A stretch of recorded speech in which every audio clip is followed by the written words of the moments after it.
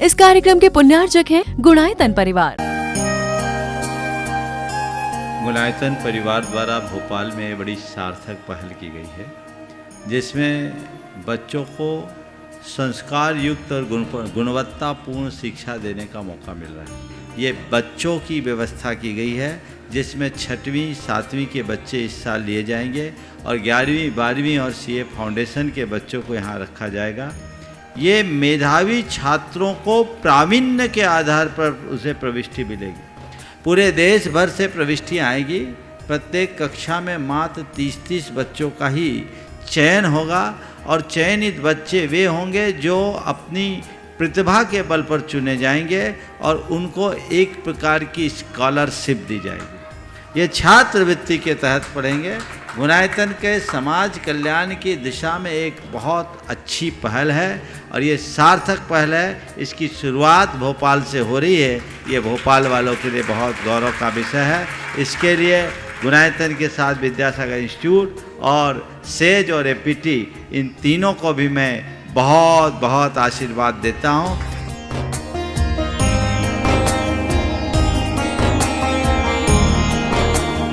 एक आदर्श और व्यवस्थित दिनचर्या का लक्ष्य प्राप्ति में बहुत बड़ा योगदान होता है।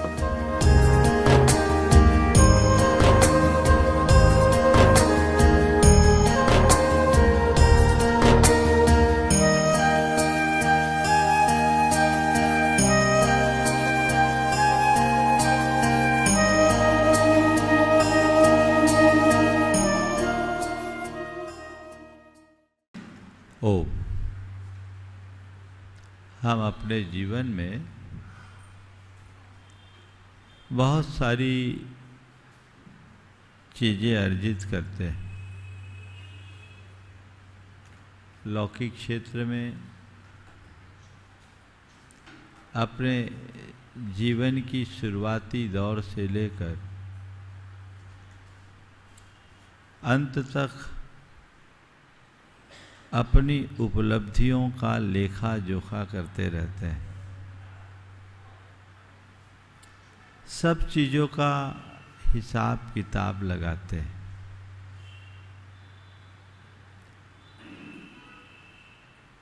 लेखा जोखा बुरा नहीं है। लेखा जोखा से चीज़ों का विश्लेषण होता है और विश्लेषण हमें एक नई समझ देते। विश्लेषण से हमारी समझ विकसित होती है और जो समझ विकसित होती है, जीवन की प्रगति भी बढ़ती है, समाधान भी होता है। आज 4 शब्दों की चर्चा आप सबसे करूंगा। विश्लेषण, अंतर विश्लेषण, द्वंद्व और आनंद। क्या बोला? विश्लेषण, अंतर विश्लेषण, द्वंद्व, आनंद। चारों शब्द आप सबके परिचित हैं, नए नहीं हैं। लेकिन इन शब्दों की गहराई में उतरे तो हमें हमारे जीवन के लिए बहुत सार तत्व प्राप्त हो सकता है। आप अपने जीवन से जुड़ी घटनाओं का विश्लेषण करते हैं। हालांकि दुनिया में कई तरह के लोग होते हैं। कुछ लोग होते हैं जिनकी दृष्टि विश्लेषक होती है और कुछ लोग होते हैं जो चीज़ों को बस जीते हैं और भूल जाते हैं। जैसे किसी व्यक्ति ने एक फूल पाया, उसे सूंघा और फेंक दिया। दूसरे ने फूल को माला में गूंथा, थोड़ी देर पहना और उतार के फेंक दिया।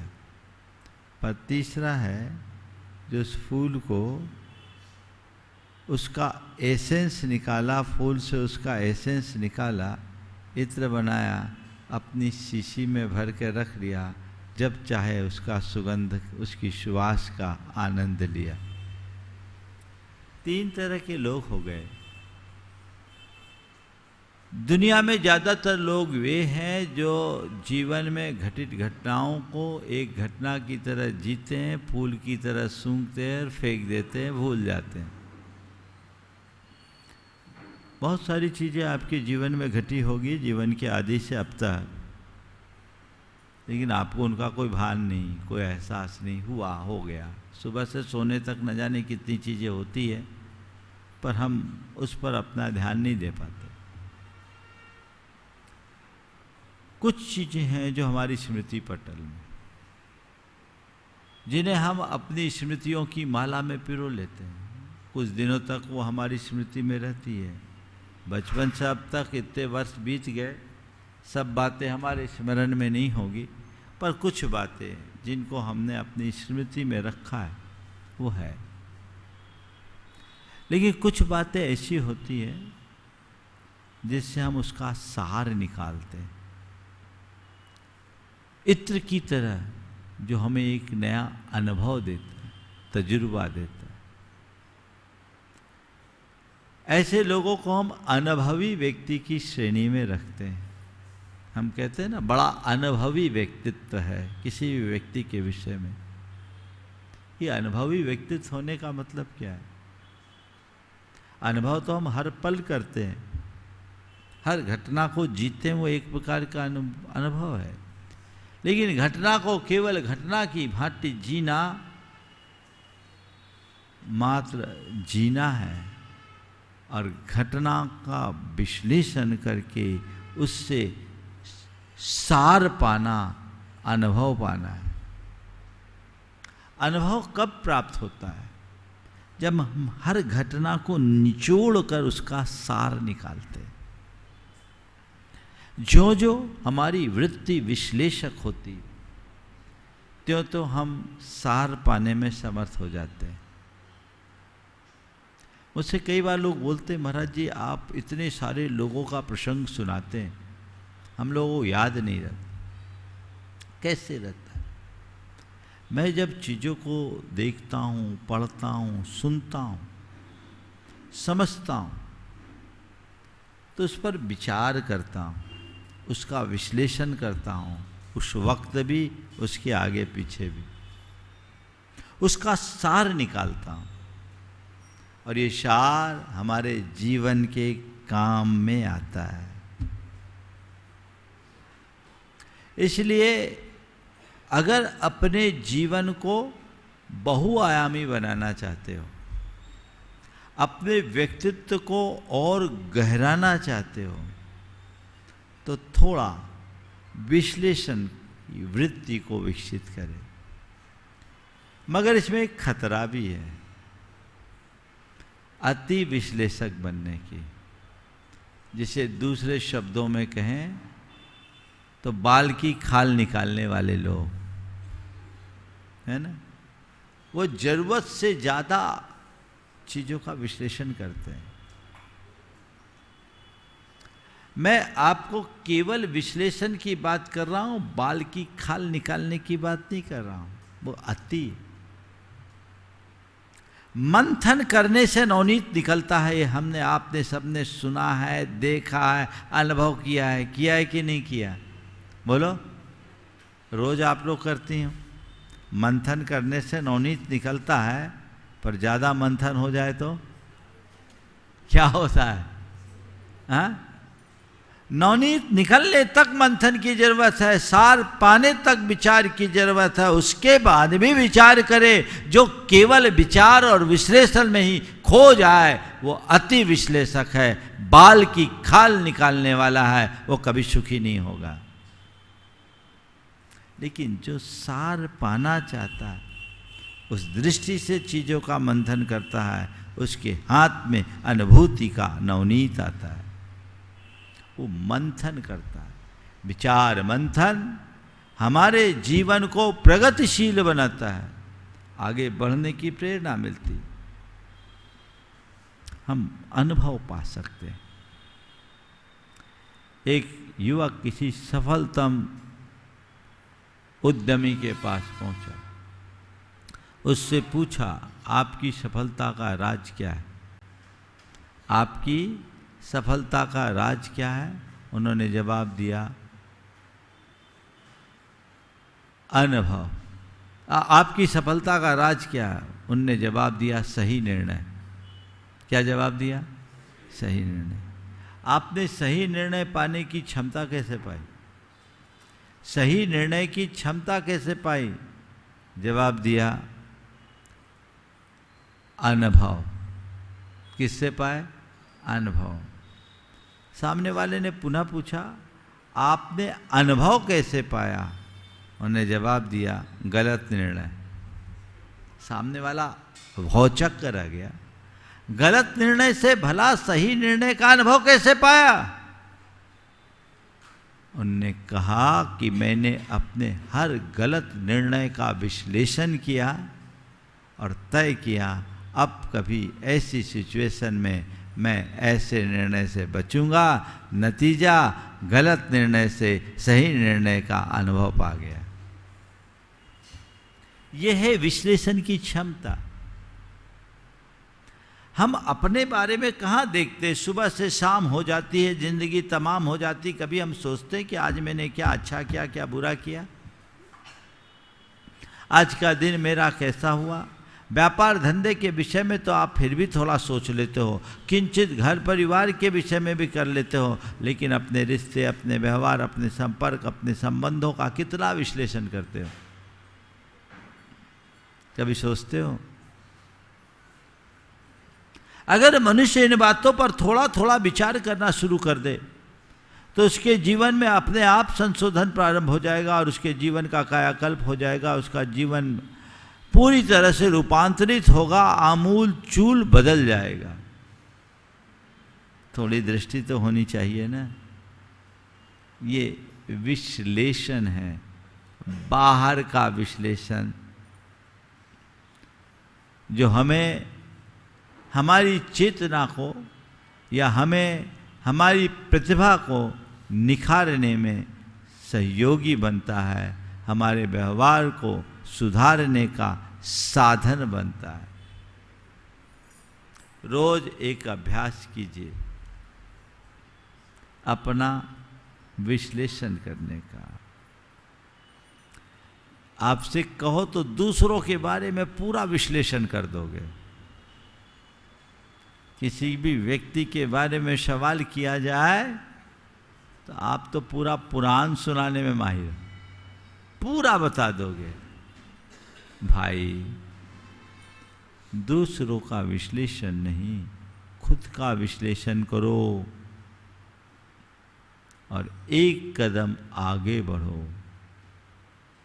अंतर विश्लेषण, सेल्फ एनालिसिस, अपनी चेतना का अंतर विश्लेषण करके देखो कि मुझ में कैसी खूबियां और खामियां हैं, मैं क्या हूँ, मुझे क्या होना चाहिए, मेरी स्थिति क्या है, आज सुबह से सोने तक में मैंने जो जो व्यवहार किया वो कितना सही और गलत था, मेरा कौन सा विचार सही था, कौन सा विचार गलत था, मेरे कौन से शब्द अच्छे थे, कौन से शब्द बुरे थे, मेरा कौन सा व्यवहार अच्छा था, कौन सा व्यवहार बुरा था, मेरा कौन सा निर्णय सही था और कौन सा निर्णय बुरा था, ये विचार करना चाहिए कि नहीं? जो मनुष्य अपने भाव, विचार, वाणी और व्यवहार पर विचार करता है, उसका विश्लेषण करता है, उसके भाव भी सुधरते हैं, उसके विचार भी पर विशुद्ध होते हैं, उसकी वाणी सौम्य होती है और उसका व्यवहार विनम्र बन जाता है। और एक कदम आगे बढ़े और गहराई में उतरे, अपने आत्मा स्वरूप के संबंध में सोचने से उसकी चेतना निखरती जाती है। अंतर विश्लेषण करके देखो। कहते एक मनुष्य के मानस में 24 घंटे में 60,000 विचार होते हैं, ऐसा कहा जाता है। कितने विचार? इसमें काम के कितने होते हैं पता ही नहीं, कुछ विचारों पर तो ध्यान ही नहीं रहता, कुछ ही विचारों पर ध्यान होता है, और जिन विचारों पर हमारा ध्यान जाता है उनमें से बहुत कम काम के होते हैं, ज़्यादातर बिना काम के ही होते हैं। और आजकल कुछ लोगों को एक बीमारी है, कुछ क्या ज़्यादातर लोगों को बीमारी है ओवर थिंकिंग की, है ना। एक मनोकायिक रोग है, लोग बहुत परेशान होते हैं ज़रूरत से ज़्यादा सोचने के कारण। ज़रूरत से ज़्यादा जो कुछ भी होगा वो बुरा ही होगा, इसीलिए तो कहा गया अति सर्वत्र वर्जयेत्। जो जो ज़रूरत से ज़्यादा है वह सब बुरा है, इसलिए जो भी करो ज़रूरत से ज़्यादा मत करो, इंक्लूडिंग धर्म। हिसाब से करो, ज़रूरत से ज़्यादा जो करोगे गड़बड़ होगा। एक बहन जी थी, उसका बेटा धर्म से दूर हो गया। देखो क्यों, मैं बहुत व्यवहारिक बात कर रहा हूँ। बेटा धर्म से दूर हो गया और बहुत एक्टिव, पति को उसने खोने के उपरांत अपने आप को धर्म से लगाया और धर्म से कुछ ज़्यादा लग गई। उसे इस बात का दुख था, वो समाज में बहुत अग्रणी भूमिका रखती, पाठशाला आदि के संचालन में भी बड़ा योगदान, बहुत अच्छी वक्ता भी और बहुत अच्छा व्यवहार भी, समाज में एक अलग पहचान। लेकिन उसे एक बात का दर्द था कि मेरा बेटा मंदिर नहीं आता, बेटा मंदिर नहीं आता महाराज, मुझे बहुत तकलीफ होती, मैं सबको सुधारती, घर नहीं सुधार पाई। संयोग से आहार हुआ उसके यहाँ और बेटा आहार देखने के लिए खड़ा था। मैं पहचान गया, मैंने उसको अपना कमंडल पकड़वाया। आया तो आते ही जैसे बैठा, बोले महाराज इसको सुधारो, ये पूरा नास्तिक हो गया है। मैंने सबको शांत किया। सबके जाने के बाद मैंने अकेले में उससे पूछा, क्या बात है बेटा, तो मंदिर वगैरह से दूर क्यों रहता, धर्म से इतना दूर क्यों? उसने जो जवाब दिया वो ध्यान देने लायक। उसने कहा महाराज जी मुझे उस धर्म से एलर्जी है जो मुझसे मेरी मम्मी को छीन ले। मुझे उस धर्म से एलर्जी है जो मुझसे मेरी मम्मी को छीन ले। मुझे बड़ा आश्चर्य हुआ, क्या मामला है? बोला महाराज क्या बताऊं, मेरी मम्मी 5 बजे सुबह मंदिर आ जाती और 10 बजे के पहले घर नहीं लौटती। महाराज मुझे सुबह से अपने दुकान जाना होता है, अपने हाथ से चाय बनाकर नाश्ता करके जाता हूँ, मम्मी तो 10 बजे के बाद आती। महाराज मैं दिन भर काम करके आता हूँ, 10 बजे आता हूँ, मम्मी 9 बजे सो जाती, क्योंकि उसको 3 बजे उठना है। 3 बजे उठेगी, सामायिक करेगी, अपने नित्य क्रियाएं करेगी, फिर मंदिर जाएगी। महाराज खाना भी अपने हाथ से, सब कुछ। मेरी माँ मुझे मिलती नहीं, जब देखो माँ मंदिर में ही मिलती। तो मुझे लगता है जब माँ को इतना मंदिर से प्रेम है तो हमें क्या करना, इतना ज़्यादा धर्म करने से क्या लाभ। मैंने फिर उन बहन जी को बुला के समझाया। बोले देखो बेटे को तो मुझे जो समझाना था समझाया, लेकिन उसकी माँ को मैंने समझाया कि तुम्हें अपना धर्म निभाने के साथ साथ एक माँ का धर्म निभाना भी जरूरी है। धर्म को व्यापक संदर्भ में समझो। जो लोग केवल धार्मिक क्रियाओं को ही धर्म मानते हैं वो अंधेरे में हैं। उन्हें अपने घर की व्यवस्था को सुसंचालित करना, अपने व्यापार व्यवसाय पर ध्यान देना, अपनी जिम्मेदारियों का निर्वाह करना भी अपना धर्म समझना चाहिए, और तभी आप कुछ कर पाओगे। आपका बेटा जो कहता उसकी शिकायत लाजमी है, उसे समझिए और उसे बदलने की कोशिश कीजिए। उसको भी थोड़ा टाइम दो, जब उसका इंटरेस्ट क्रिएट हो जाए तो बात अलग है। मैं ये नहीं कहता कि तुम अपनी धार्मिक क्रियाओं में कटौती करो, पर मैं ये कहता हूँ धार्मिक क्रियाओं को भी करो पर घर की ड्यूटी को भी पूरी करो। इसलिए मैंने कहा ज़रूरत से ज़्यादा कुछ भी मत करो। धर्म भी ज़रूरत से ज़्यादा करोगे तो उसका नेगेटिव इफेक्ट आएगा। तो हम क्या कर रहे हैं ये तो हमें देखना है। जरूरत से ज़्यादा हमें उन चीज़ों पर विचार करना है। तो मैं कह रहा था हमारे अंदर ज़्यादातर नकारात्मक विचार होते हैं। ज़रूरत से ज़्यादा सोचने के संदर्भ में मैंने बात की थी। तो ज़्यादातर लोग नकारात्मक विचारों से ग्रसित होते हैं, उनके दिमाग में उल्टी पुल्टी बातें घूमते रहती है और ऐसी बातें जो बुरी तरह उलझा कर रखती है। आप उनका विश्लेषण करें। जो विचार सुबह से सोने तक में याद है, उन विचारों का विश्लेषण करोगे। आज मेरे कितने विचार थे जो व्यर्थ के थे, कितने विचार थे जिनका अर्थ था, जो व्यर्थ के विचार हैं। मन ही मन दोहराएं, उनकी निंदा करें, उनकी आलोचना करें कि अब मैं ऐसे विचारों से अपने आप को दूर रखूँगा। भविष्य में जब कभी भी ऐसी बात हो तो मैं नहीं करूँगा। और मैंने जिनके प्रति भी जो बुरा विचार किया, जो निरर्थक बातें मैंने सोची, मैं उसकी निंदा करता हूँ, मैं उसकी गढ़ा करता हूँ, मैं उसकी आलोचना करता हूँ, उनका परित्याग करता हूँ। अब उसकी पुनरावृत्ति से मैं बचूँगा। ये एक अवेयरनेस उत्पन्न करेगा और यही अवेयरनेस आपके जीवन को रूपांतरित करेगा, बदलाव आएगा। विचार तो कीजिए। अब आ गए तो आ गए, आ गए तो आ गए, तो उलझा देगा मकड़ जाल में। और कभी कभी तो ऐसे बिना मतलब के विचार जकड़ते हैं जिनका कोई मतलब ही नहीं। ये क्यों हुआ है, कैसा हुआ। बड़ी पुरानी कहानी याद आ गया मुझे। ये व्यक्ति था, रोज अपने घर के ओटे पे बैठ के दातून किया करता था। और दातून करते समय उसी समय एक सांड आता था।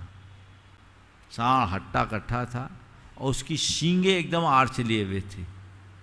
कैसी थी? आर्च, बहुत सुंदर आर्च सी बनी।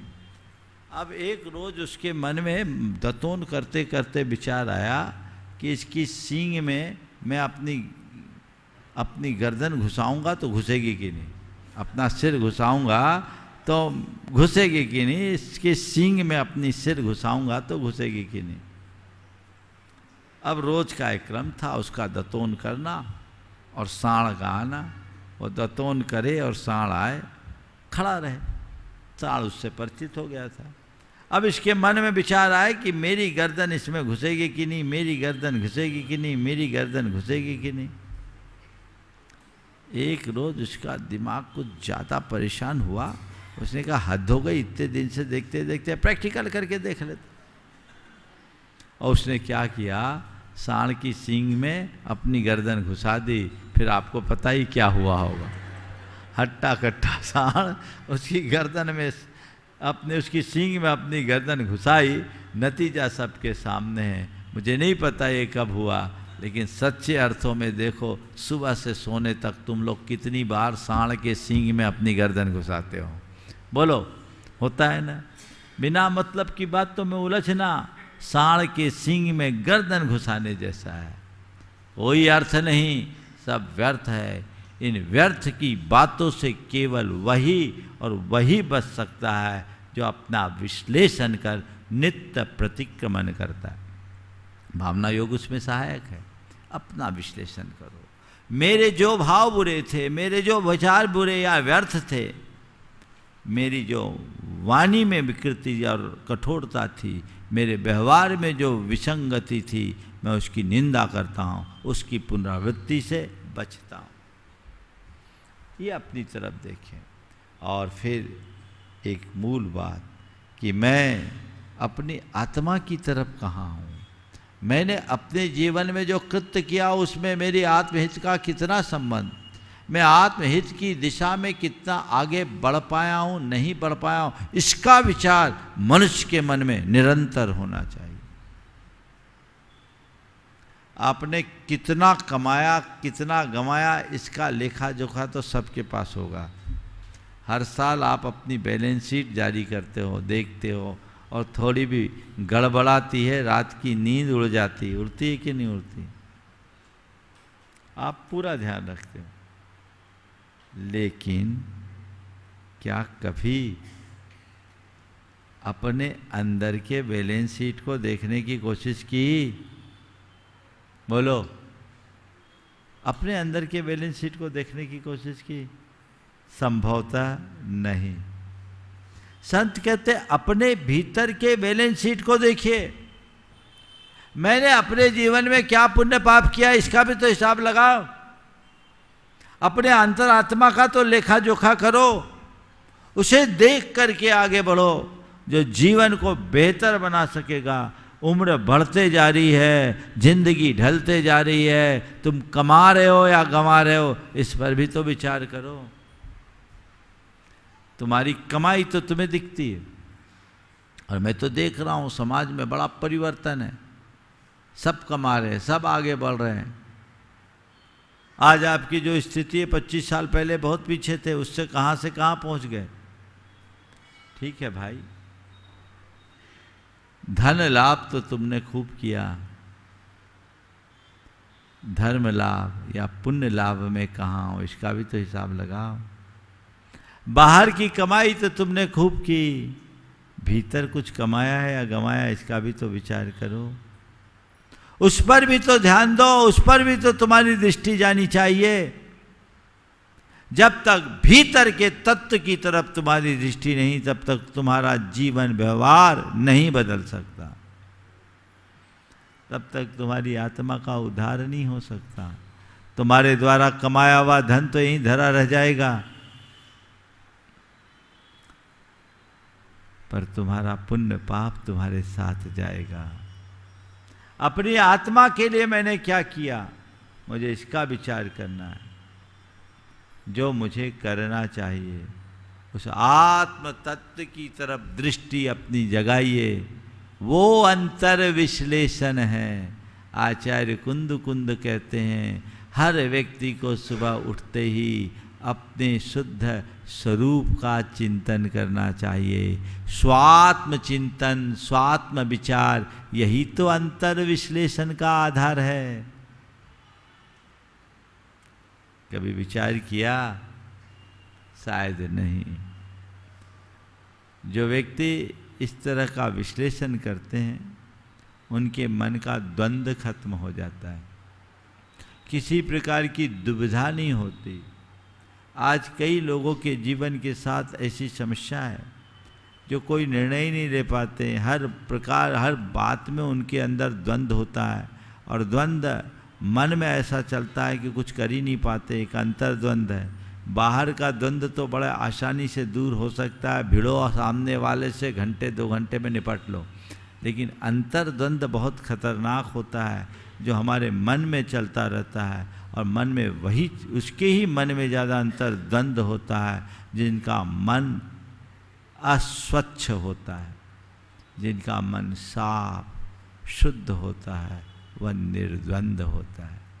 उसके अंतरंग में कोई दुविधा नहीं, क्योंकि उसका जीवन एकदम ट्रांसपेरेंट होता है, स्फटिक की तरह एकदम स्वच्छ और क्लीन होता है। जब हम विश्लेषण करेंगे, मन की गंदगी दूर होगी, मन की गंदगी दूर होगी, द्वंद्व मिटेगा, और द्वंद्व मिटेगा तो आनंद जगेगा। यही तो हमारा मार्ग है। अंदर का द्वंद्व मिटाना है।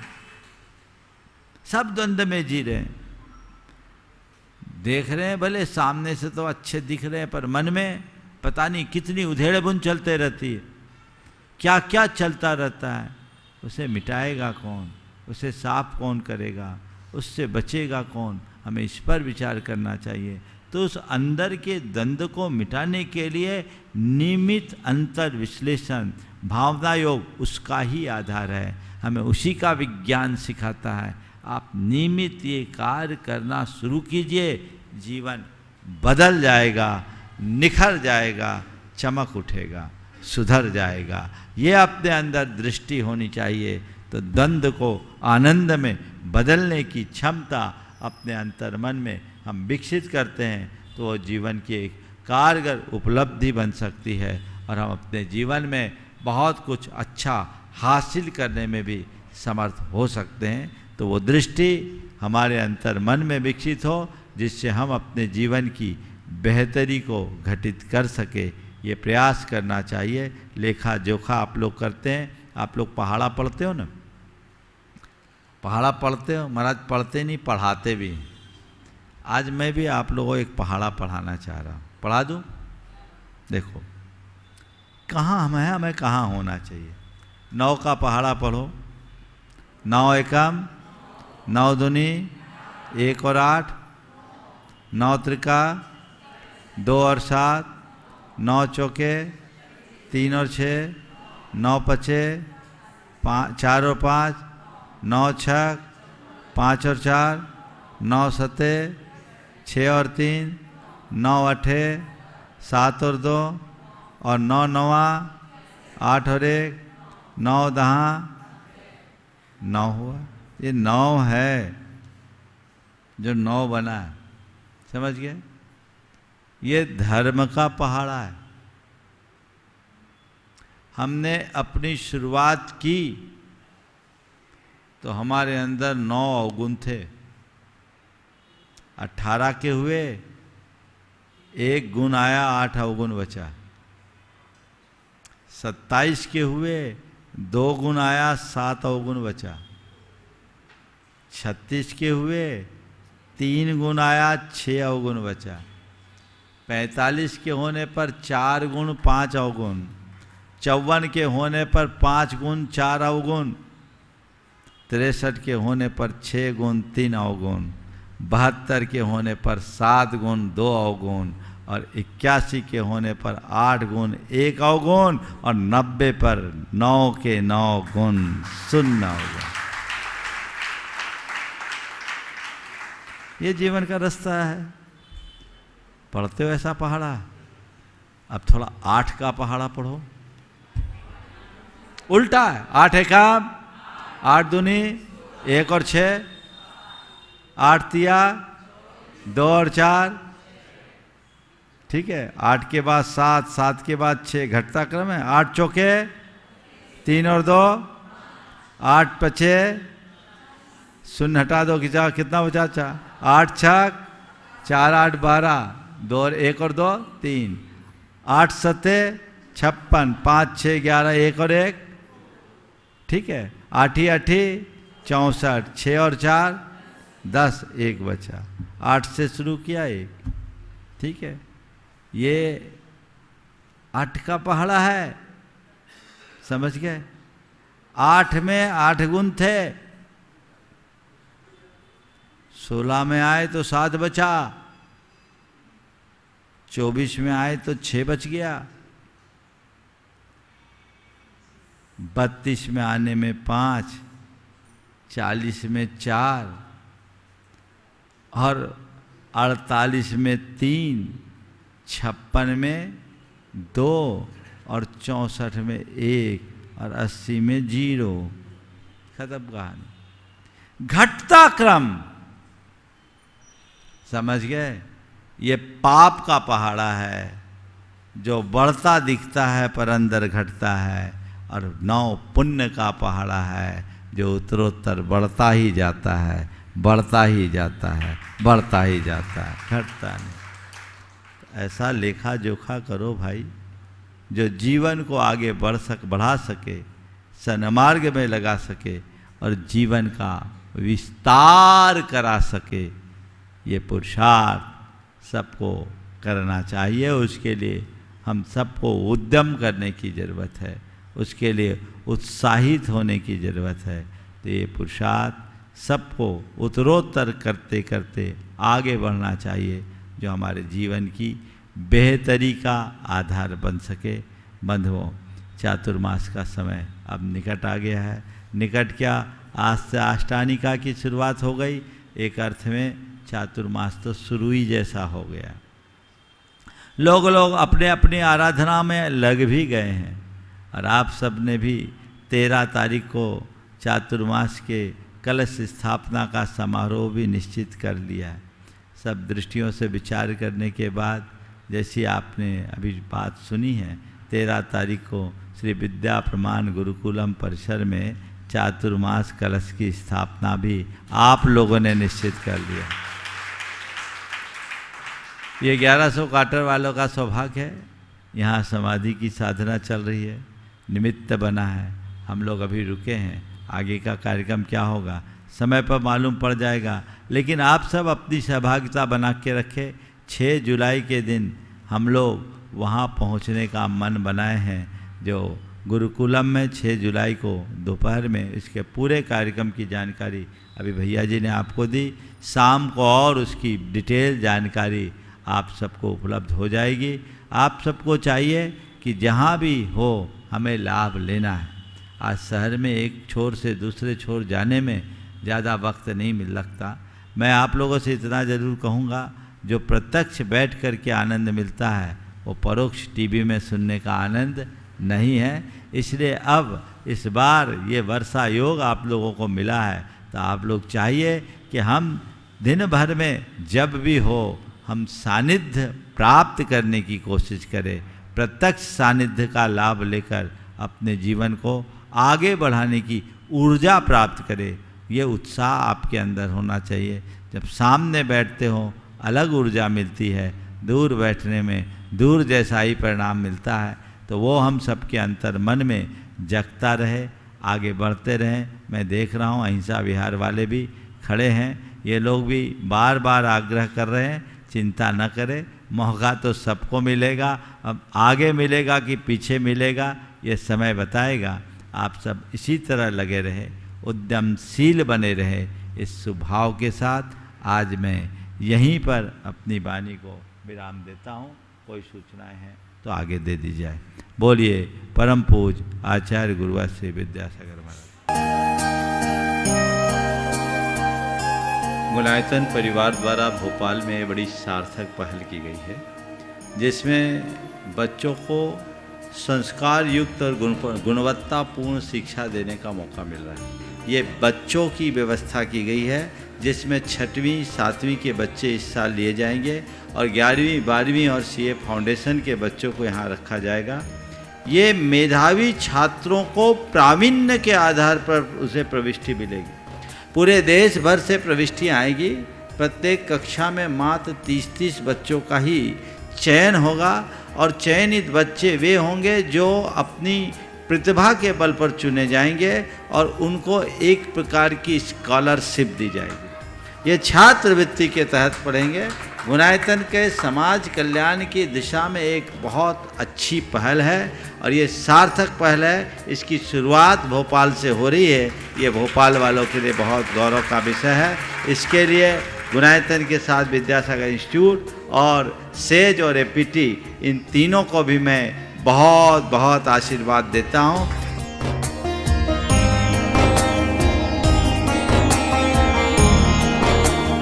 एक आदर्श और व्यवस्थित दिनचर्या का लक्ष्य प्राप्ति में बहुत बड़ा योगदान होता है।